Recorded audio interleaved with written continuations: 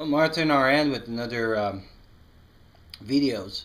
I have a little concern on some of the products that you recommend to use. First of all, would be the Benadryl and kids, especially to fall asleep. FDA do not recommend it to use under 12 years old for sleeping purpose, as well as Benadryl, even if safe in children. Have more risk of toxicity, so I would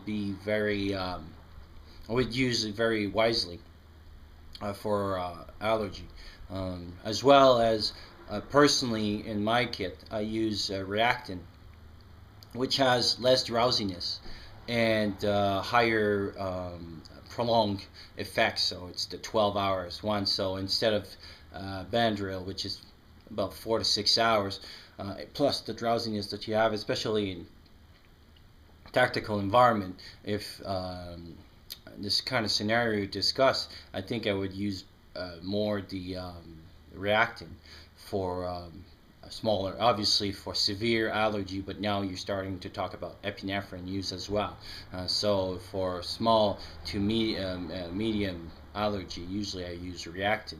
And if that doesn't work, then I switch to Benadryl. So I would add to your list maybe Reactin. Um, on the mucus part, the use of medication.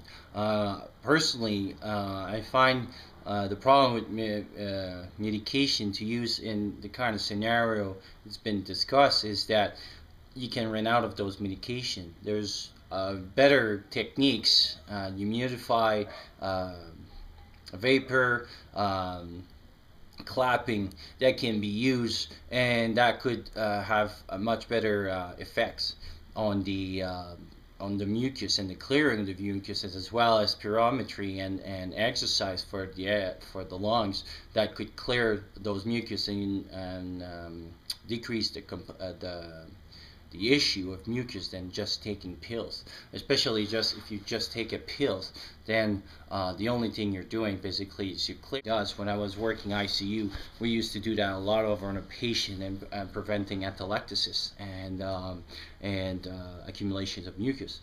So I think that in scenarios where resource can be limited, knowledge would be much better than having medication that can run out.